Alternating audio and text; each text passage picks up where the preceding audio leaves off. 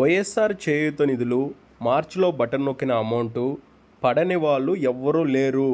అందరికీ ఈ యొక్క అమౌంట్ అనేది పడిపోయింది. ఎలా ఏంటి అనేది ఈ వీడియోలో మీకు క్లారిటీ ఇవ్వబోతున్నాను. మీరు చాలామంది వైఎస్ఆర్ చేయూత నిధులు అలాగే గవర్నమెంట్ స్కీమ్స్ ఏవైతే ఉన్నాయో ఈ యొక్క నిధులు పడ్డాయో లేదో తెలుసుకోవడానికి ఎన్బిఎం స్టేటస్ని చెక్ చేస్తున్నారు కదా.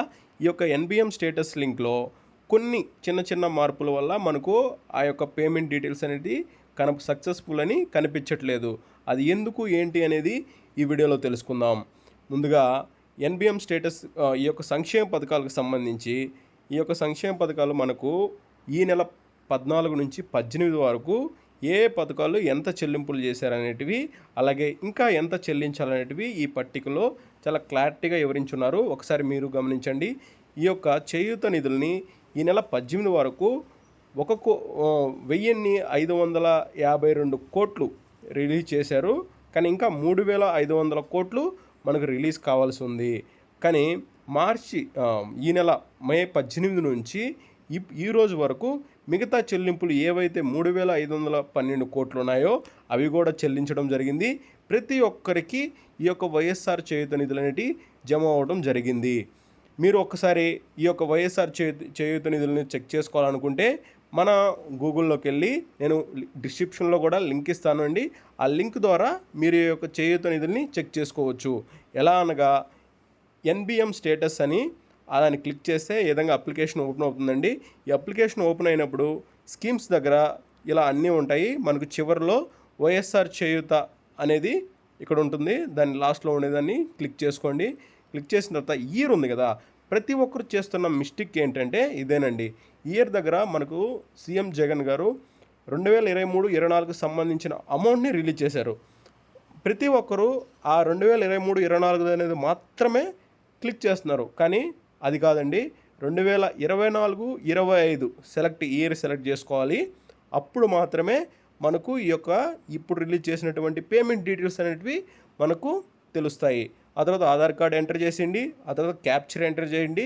ఏదైతే ఈ యొక్క స్కీమ్కి సంబంధించిన స్కీమ్ అప్లై చేసేటప్పుడు ఏ మొబైల్ నెంబర్ ఇచ్చారో ఆ మొబైల్ నెంబర్కి మాత్రమే ఓటీపీ వెళ్తుంది. ఆ ఓటీపీని కంపల్సరీగా అది ఎంటర్ చేస్తేనే మీకు ఈ లాగిన్ డీటెయిల్స్ అన్నీ ఓపెన్ అవుతాయి. ఇలా ఓపెన్ అయిన తర్వాత చూడండి, నేను రీసెంట్గా ఒకరిది చెక్ చేశాను. చాలా చక్కగా మీకు చూపిస్తాను. ముందుగా వైఎస్ఆర్ చేయూత స్కీమ్ సెలెక్ట్ చేసాము, 24-25 ఇయర్ సెలెక్ట్ చేసాము, ఆధార్ కార్డ్ ఎంటర్ చేసాము, క్యాప్చర్ ఇచ్చాము. ఆ తర్వాత ఓటీపీ వెళ్తుంది. ఆ ఓటీపీ వెళ్ళిన తర్వాత మనకి ఈ డీటెయిల్స్ అనేవి ఓపెన్ అవుతాయి. చూడండి, మనం 23-24 అని క్లిక్ చేస్తే అప్లికేషన్ డీటెయిల్ దగ్గర అప్రూవ్డ్ అని వస్తుంది. కానీ ఇక్కడ మనకు అప్రూవ్డ్ అని లేదు.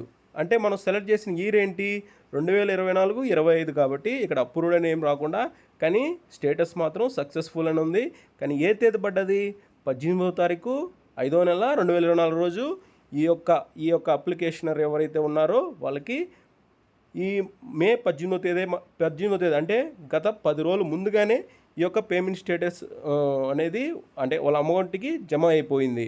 ఈ విధంగా మీరు ఎవరైతే ఉన్నారో వాళ్ళందరూ ఇయర్ని 23-24 సెలెక్ట్ చేసుకోకుండా 24-25 సెలెక్ట్ చేసి ఈ యొక్క పేమెంట్ డీటెయిల్స్ని తెలుసుకోండి. ఇక్కడ సక్సెస్ఫుల్ అని ఉంటే మీ అకౌంట్లోకి కంపల్సరీ అమౌంట్ అనేది జమ అయిపోయింది. ఈ యొక్క చేయూత నిధులు పెండింగ్లో ఎవరికి లేవండి. ఈ జగన్మోహన్ రెడ్డి గారు బటన్ ఏదైతే నొక్కారో ఎలక్షన్ ముందు అవన్నీ స్కీములు వాటికి మొత్తం జమ అయిపోయాయి.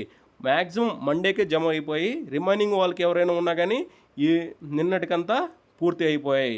కావున ఎవరికి కూడా పేమెంట్ విషయంలో జిల్లాల వైజ్ కానీ అలాగే ఏం లేదండి, అందరికీ జమ అయిపోయినాయి. నేను చెప్పిన విధంగా మీరు చెక్ చేసుకొని ఈ యొక్క డీటెయిల్స్ని తెలుసుకోండి. ఆ తర్వాత ఎక్కడికైనా సక్సెస్ఫుల్ అని అంటే మీ అకౌంట్ బ్యాంక్కి తీసుకెళ్లారంటే మీ అకౌంట్లో అమౌంట్ అనేది ఖచ్చితంగా ఉంటుంది.